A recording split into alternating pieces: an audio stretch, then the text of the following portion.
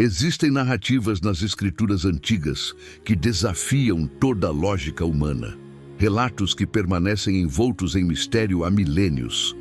Hoje, vamos investigar os enigmas mais profundos já registrados pela humanidade.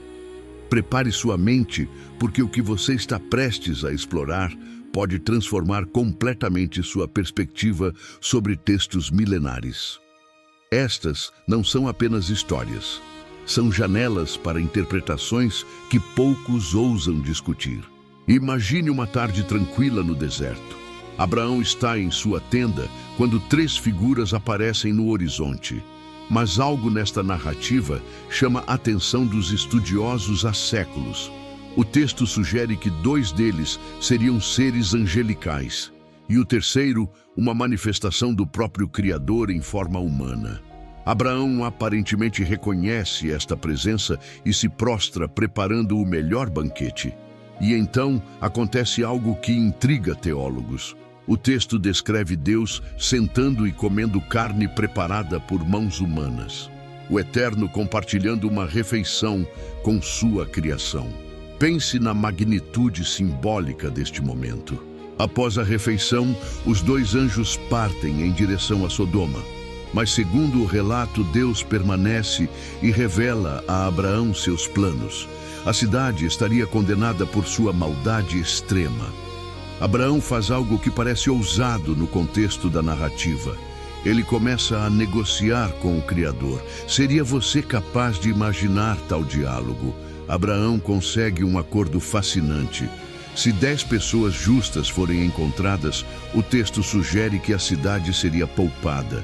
10 almas boas poderiam salvar toda uma metrópole. Mas enquanto isso, uma multidão violenta se forma em Sodoma. Os anjos chegam à casa de Ló e a turba quer atacá-los. O que Ló faz a seguir é tão perturbador que revela a degradação moral daquela sociedade. Ele oferece suas próprias filhas para proteger os mensageiros. Mas os anjos não permitem, segundo o relato. Eles cegam a multidão instantaneamente. Então vem a ordem de evacuação, porque o julgamento estava prestes a começar. A família de Ló foge para as montanhas. A instrução é clara no texto. Não olhem para trás sob nenhuma circunstância. E então o céu se abre em fúria. Aqui está o versículo que deixa estudiosos intrigados até hoje. Yahweh faz chover fogo e enxofre sobre Sodoma vindo de Yahweh nos céus. Leia esta construção novamente devagar. Como pode Yahweh invocar Yahweh segundo o texto hebraico original? Como pode Deus chamar a si mesmo dos céus se ele está fisicamente na terra? Isto sugere algo profundo sobre a natureza multidimensional do divino. Muitos teólogos interpretam isso como evidência de que Deus, sendo um, se manifesta em múltiplas formas. Yahweh, em carne humana, estaria chamando Yahweh nas dimensões celestiais, uma pista antiga de manifestações múltiplas da divindade. Avançamos 1500 anos no tempo. Chegamos à cidade mais intelectual do mundo antigo. Atenas, a cidade dos maiores filósofos que já existiram. Paulo, o apóstolo, caminha pelas ruas de mármore. Ele vê o Partenon magnífico dedicado à deusa Atena. Vê escolas de filosofia por todos os lados. Vê também algo que, segundo seu relato, o perturba profundamente. Ídolos em cada esquina, estátuas de deuses em cada praça. Paulo escreveria depois em suas cartas que acreditava haver uma conexão entre idolatria e influências demoníacas. Ele começa a ensinar nas ruas e os filósofos ficam intrigados. Eles o levam ao monte de mármore chamado Colina de Marte. Ali funciona um tribunal que julga novas filosofias consideradas perigosas. Mas há algo fascinante que poucos conhecem sobre este lugar. 500 anos antes de Paulo pisar ali, segundo tradições históricas gregas, outro homem subiu esta mesma colina. Seu nome era Epimênides. Atenas estava sendo devastada por uma praga mortal. Nenhum sacrifício aos centenas de deuses parecia funcionar. A morte continuava ceifando vidas diariamente. Então, trouxeram Epimênides. Ele pediu ovelhas famintas e as soltou na colina verdejante. O que teria acontecido a seguir parecia surpreendente. Algumas ovelhas se deitaram em vez de pastar, mesmo estando esfomeadas. Epimênides teria marcado cada lugar onde uma ovelha se deitou. Construiu altares ali e os dedicou ao Deus desconhecido. Sacrificou e, segundo a tradição, a praga cessou. 500 anos depois, aqueles altares ainda existiam segundo registros históricos. Cada altar em Atenas tinha o nome de um deus específico gravado, exceto um que permanecia sem nome, dedicado ao Deus desconhecido. Quando os anciãos exigem que Paulo explique seus ensinamentos, ele aponta para aquele altar. Finalmente, chegaria a hora de revelar quem seria este Deus misterioso, segundo sua perspectiva. Paulo começa a proclamar sobre o Criador de todas as coisas. Os sábios escutam com interesse, até que Paulo menciona a ressurreição dos mortos. Alguns riem e zombam dele. Mas Dionísio, um dos membros do próprio tribunal, acredita. Mesmo cercado por filosofia humana e sabedoria terrena, ele teria reconhecido verdade na mensagem que escutava. Atenção, esta próxima história é extremamente delicada. Se você tem crianças assistindo, considere pular esta parte. O que o texto sugere ter acontecido após o dilúvio é perturbador. Noé, o homem justo que, segundo a narrativa, Deus salvou, tem um momento de fraqueza. Ele bebe demais e desmaia nu em sua tenda. Seu filho Cam entra e o texto registra algo que intriga estudiosos. A frase hebraica usada segundo especialistas em hebraico antigo não significa apenas que Cam viu a nudez do pai. Alguns propõem que seja um idioma que indica algo muito mais grave na cultura antiga, porque o filho de Cam foi amaldiçoado segundo o relato. Estudiosos debatem se uma criança nasceu deste contexto e essa linhagem carregaria consequências. Canaã se tornou uma nação que Deus precisou confrontar depois. Agora entramos em território verdadeiramente intrigante. No livro de Jó, Deus descreve criaturas que desafiam qualquer explicação simples. Prepare-se, porque as descrições são surpreendentes. Primeiro vem o Behemoth. O texto diz que ele come como um boi, mas tem uma cauda comparada ao tronco de uma árvore gigantesca. Seus ossos são descritos como vigas de bronze maciço. Alguns estudiosos propõem que seja um hipopótamo, mas a descrição da cauda não corresponde bem. Outros especulam sobre possíveis dinossauros conhecidos na época ou criaturas extintas. Seja lá o que for, o texto enfatiza que nenhum humano poderia derrotá-lo sozinho. Mas esta criatura não é nada comparada ao que vem a seguir. Prepare-se para conhecer a descrição do Leviatã. Deus dedica um capítulo inteiro descrevendo esta próxima besta. Quando o texto bíblico gasta tanto espaço em algo, isso indica importância significativa. Este é o Leviatã, o dragão do mar. Ele tem fileiras de dentes terríveis ao redor de sua boca, segundo a descrição. Escamas tão firmemente seladas que nenhuma arma poderia penetrá-las. Flechas ricocheteiam nele como se fossem palha frágil. E aqui vem a parte que faz estudiosos debaterem há séculos. O texto literalmente descreve que ele nada em velocidades impressionantes e menciona que ele cospe fogo enquanto fumaça sai de suas narinas. O texto afirma que ele é rei sobre todos os filhos do orgulho. Coloque sua mão nele e você se lembrará da batalha e nunca mais tentará novamente. O que muitos não sabem é que Leviatã aparece em várias culturas antigas, não apenas na cultura israelita, e frequentemente representa conceitos similares fundamentais. Estudiosos propõem que Leviatã simboliza o caos incontrolável da vida. Assim como ninguém pode domar esta criatura, ninguém pode controlar o caos que invade nossa existência. Às vezes é uma doença, Outras vezes é perda financeira repentina, ou aquela ligação inesperada do médico trazendo notícias difíceis. Caos que não pedimos nem parecemos merecer. Segundo esta interpretação, Deus estaria dizendo que somente Ele tem poder para trazer ordem ao caos. Mas, por enquanto, o caos serviria um propósito que nossa mente limitada não compreende completamente.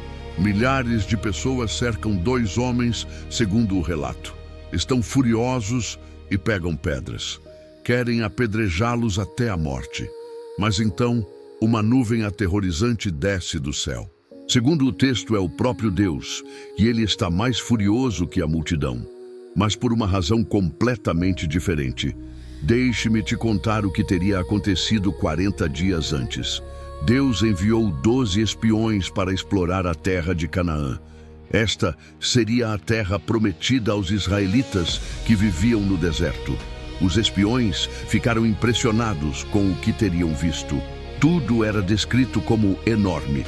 As uvas tinham tamanho excepcional. Os figos eram maiores que o normal. As romãs eram extraordinárias, mas os habitantes também eram descritos como gigantescos. Os espiões voltaram com medo, segundo a narrativa. Relataram que eram como gafanhotos comparados aos gigantes cananeus. A conquista pareceria impossível. Somente 2 dos 12 discordaram. Caleb e Josué insistiram que Deus estava com eles segundo o relato. Não deveriam temer os gigantes, porque o poder divino lutaria ao lado deles. Mas o povo queria silenciá-los. Foi aí que pegaram as pedras para matar Josué e Caleb. Deus interveio segundo o texto e deu ao povo exatamente o que queriam. 40 anos vagando no deserto. Mas quando o tempo terminou, segundo o relato, Deus usou Josué para liderar a conquista. E a ordem divina descrita era clara: exterminar todos os gigantes completamente. Mas quem eram essas criaturas, segundo o texto? A chave interpretativa está em Josué capítulo 11. Após completar as guerras, o texto diz que Deus teria endurecido os corações dos inimigos. Ele queria destruí-los completamente. E então vem uma revelação intrigante. Josué eliminou os Anaquim. Esta palavra é extremamente interessante quando você examina o hebraico antigo. Estes gigantes eram descritos como descendentes de Anak, mas aqui está o detalhe que chama a atenção de estudiosos. Anak veio dos Nefilim, segundo o texto. Sim, aquela palavra controversa está realmente no texto original. Você conhece a teoria sobre os Nefilim. Centenas de anos antes, segundo Gênesis, Deus enviou o dilúvio, porque anjos caídos teriam se relacionado com mulheres humanas. Os bebês dessas uniões eram chamados Nefilim, segundo a interpretação tradicional. É por isso que esses gigantes eram tão altos, segundo esta leitura. Eles não seriam completamente humanos na teoria. Seriam seres híbridos. Mas por que Deus quereria exterminá-los sem misericórdia? Para responder, precisamos explorar teorias sobre demônios. Muitos pensam que demônios são apenas anjos caídos. Mas textos judaicos antigos sugerem interpretação diferente. Escritos judaicos antigos propõem que demônios seriam os espíritos desencarnados dos Nefilim. Quando você morre, seu corpo é enterrado, mas seu espírito continuaria existindo. Mas que tipo de espírito teria um Nefilim, segundo esta teoria? Deus teria considerado a união entre anjos e humanos imunda. Portanto, seus espíritos também seriam espíritos imundos. Esta é uma interpretação antiga sobre a origem demoníaca. Logo após o dilúvio, segundo o relato, Deus ordenou que a humanidade se espalhasse e povoasse a terra. Mas em vez de obedecer às nações, teriam decidido fazer algo totalmente diferente. Construíram uma torre que teria deixado Deus irado, segundo o texto. Arqueólogos acreditam ter encontrado possíveis locais onde esta torre poderia ter sido erguida. Mas por que Deus ficou tão furioso? Estudiosos concordam que seria um zigurate antigo. Estas construções piramidais únicas aparecem em praticamente todas as civilizações antigas.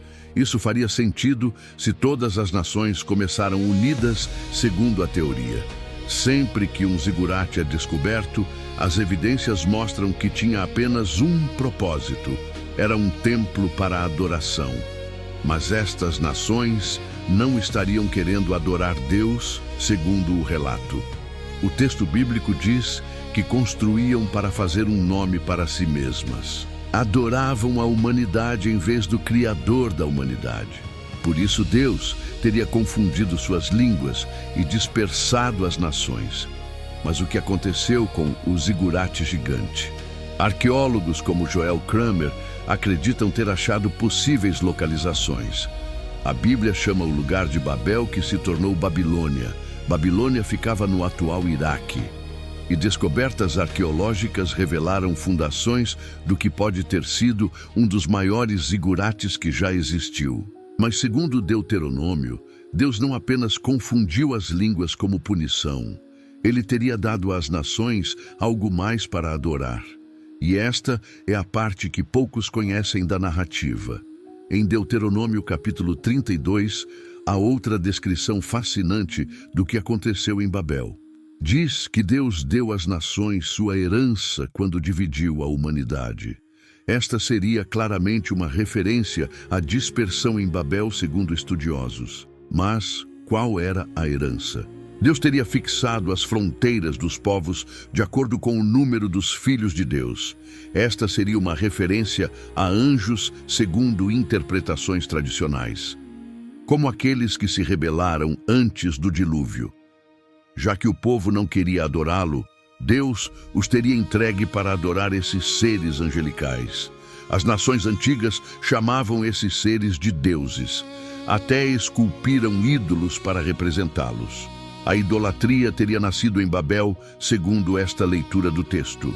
Agora, exploramos profecias que geram muito debate, começando com um sonho que Deus teria dado ao profeta Daniel, o mesmo homem que sobreviveu à cova dos leões. Esta é considerada uma das primeiras descrições do que seria o anticristo. Daniel estava dormindo quando teve uma visão de uma tempestade massiva sobre o grande mar. De repente, 4 bestas enormes surgiram da água, segundo o relato, cada uma diferente das outras. A primeira era descrita como um leão, mas tinha asas de águia. A segunda parecia um urso com 3 costelas na boca. A terceira era como um leopardo com 4 asas de pássaro e 4 cabeças. Sim, isso está realmente no texto antigo. Mas a quarta besta era completamente diferente, segundo Daniel. Ele mal conseguia descrevê-la. Tinha dentes de ferro, era extremamente poderosa e possuía 10 chifres. Daniel foi informado que cada besta representaria um reino que governaria a terra. Os chifres da quarta besta representariam 10 reis que dominariam o mundo inteiro. Ele estava observando os chifres quando algo incomum aconteceu. Outro chifre pequeno apareceu entre os outros. Conforme crescia, 3 dos 10 chifres originais foram arrancados. Este chifre pequeno tinha olhos como o humano e uma boca falando palavras arrogantes, segundo a visão. Ele fazia guerra contra o povo de Deus e estava vencendo. Daniel soube que este chifre pequeno representaria um novo rei. Ele subjugaria 3 dos 10 reis originais e controlaria o mundo inteiro por 3 anos e meio. Este mesmo governante mundial faria um tratado de paz com Israel por 7 anos, segundo a profecia. Mas quebraria o acordo na metade ao estabelecer um objeto misterioso no templo de Deus. Este objeto seria uma abominação para Deus e seu povo. A profecia é detalhada, mas sua interpretação permanece debatida. Um possível ditador mundial que desafiaria o próprio céu. E seu reino de terror duraria exatamente 1260 dias, segundo o cálculo. Metade de uma semana profética de 7 anos. O debate sobre quando isso aconteceria continua entre estudiosos. Ezequiel capítulos 38 e 39 descrevem uma guerra massiva. 5 nações, com um líder do norte, atacariam Israel. Estudiosos debatem interpretações sobre como seria esta batalha. Estas 5 nações cruzariam fronteiras, entrando em território israelense com seus exércitos. O texto diz que cobririam a terra como uma nuvem. Mas antes de atacarem, segundo a profecia, Deus causaria o maior terremoto da história de Israel. Maior que terremotos devastadores já registrados na região que deixaram áreas em ruínas. Então Deus faria as armas dispararem erroneamente segundo o relato. Isso criaria confusão, fazendo as nações atacarem umas às outras em vez de Israel. E segundo a profecia, Deus enviaria chuva, granizo gigante e fogo e enxofre contra este exército. Mas a próxima parte intriga estudiosos há décadas. O texto diz que Deus enviaria fogo sobre terras distantes e sobre aqueles vivendo em segurança nas terras costeiras. Pessoas que pensariam estar longe e seguras da batalha. Alguns estudiosos propõem teorias sobre possíveis ataques em múltiplas nações. Esta é uma interpretação debatida porque o capítulo seguinte descreve procedimentos pós-guerra incomuns. E para alguns, soa como possíveis consequências de eventos catastróficos. Nenhuma outra guerra bíblica tem tanto texto dedicado aos detalhes do processo de limpeza pós-guerra, segundo análises. A maioria das pessoas não nota estes detalhes como algo significativo, mas alguns propõem que Deus estaria comunicando o tipo de guerra através dos detalhes da limpeza. O texto diz que após este ataque, os cidadãos de Israel esperariam 7 meses antes de limpar qualquer devastação. Por que esperar tanto tempo, segundo a narrativa? Quando finalmente começassem a limpar, usariam 2 equipes separadas, um grupo de busca para localizar corpos e uma equipe de profissionais especializados para o descarte. Sempre que alguém do grupo de busca localizar um corpo, marcaria a área. Os profissionais viriam pegar o corpo e enterrá-lo em local específico, longe das áreas habitadas. Por que esperar 7 meses? Porque 2 equipes separadas, segundo o texto. Alguns estudiosos propõem teorias sobre possíveis procedimentos de segurança extrema. Quando a primeira trombeta soar, segundo o Apocalipse, granizo e fogo misturados com sangue cairiam sobre a terra. 1/3 das árvores seria queimado e toda a grama verde consumida. Alguns propõem paralelos com eventos catastróficos modernos, mas estas são interpretações debatidas, não afirmações definitivas. Os textos permanecem abertos a múltiplas leituras.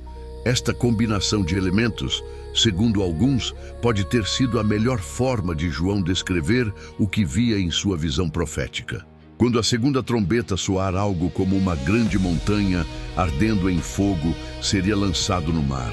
1/3 do mar se tornaria vermelho, segundo a descrição. 1/3 das criaturas marinhas morreria e 1/3 dos navios seria destruído. Note que João diz algo como uma montanha ardente. Definitivamente não é uma montanha real. Alguns estudiosos fazem paralelos com eventos históricos do século XX. Mas, novamente, são teorias interpretativas, não certezas absolutas. Para João, vendo esta visão há 2000 anos, quando pessoas lutavam com espadas, qualquer descrição seria limitada pela linguagem disponível na época. A terceira trombeta descreve uma estrela caindo na terra, envenenando 1/3 de toda a água doce, segundo o relato.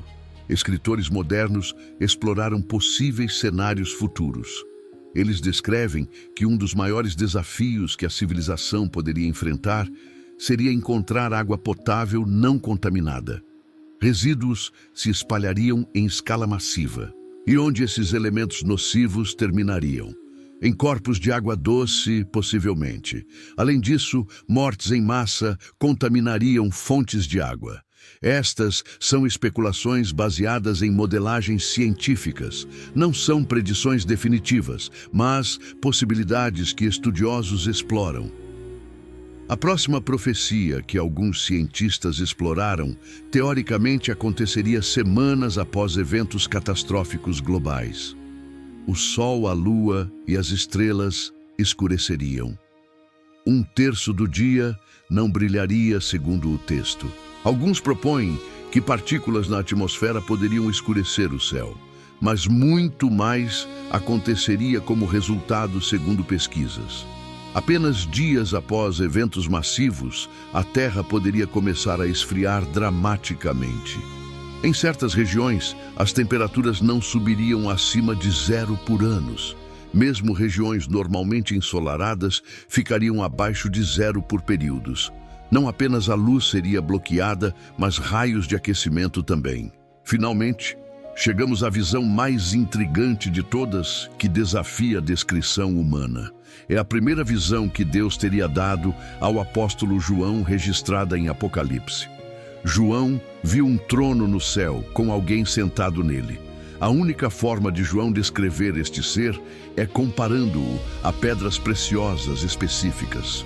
O trono tinha um arco-íris ao redor com aparência de esmeralda. 7 candelabros dourados cercavam este trono, segundo a descrição. Mas aqui fica realmente surpreendente. João viu 4 seres ao redor do trono, mas não são representações angelicais comuns. João nos diz que eram cheios de olhos, segundo o relato. Cada um tinha 6 asas e a aparência combinava características de leão, bezerro, homem e águia. Estas criaturas celestiais nunca dormem, segundo o texto. Em vez disso, louvam continuamente, cantando: Santo, Santo, Santo Senhor Deus Todo-Poderoso, que era e é e há de vir. Mas estas não são as únicas criaturas louvando segundo a visão. Há também 24 anciãos humanos lançando suas coroas diante do trono, e centenas de milhares de seres angelicais louvando também. Tudo em perfeita harmonia. Até que o foco de João foi direcionado para isto: um pergaminho selado com 7 selos de cera na mão direita de Deus. Quem seria digno de abrir o pergaminho? Ninguém responde, segundo o relato. Este seria um pergaminho muito importante, porque traria os primeiros 7 julgamentos divinos sobre a terra. Mas o que exatamente seria este pergaminho? Um pergaminho selado nos dias de João era frequentemente usado em transações de propriedade.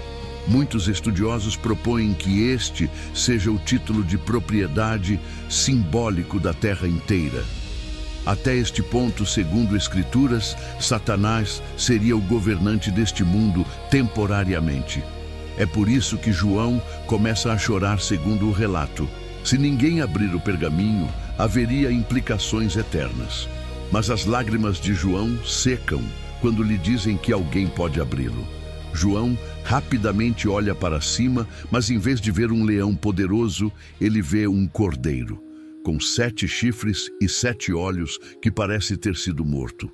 Este cordeiro morto representaria Jesus Cristo, que foi sacrificado segundo a fé cristã. Porque tantas criaturas na visão têm mais de 2 olhos. Há uma interpretação simbólica. Aqui está a proposta. Deus estaria permitindo que João veja coisas que não foram feitas para olhos humanos normais. O reino espiritual seria completamente diferente da realidade física. É por isso que Deus permite que João veja imagens simbólicas do mundo espiritual. Jesus aparece em 2 formas diferentes na visão. Ele não seria confinado a uma única imagem. Ambas as imagens dariam um retrato de quem Jesus seria, segundo a teologia cristã. Senhor do mundo e Salvador do mundo. Múltiplos olhos simbolizariam vigilância divina completa. Estas histórias não são apenas relatos antigos, segundo estudiosos. São janelas para interpretações que existem há milênios. Um mundo onde o extraordinário encontra o sagrado. Onde seres angelicais caminham entre nós, segundo textos. Onde mistérios permanecem sem respostas definitivas. Onde descrições proféticas desafiam compreensão completa. O que você acabou de explorar representa interpretações que geraram debate por séculos.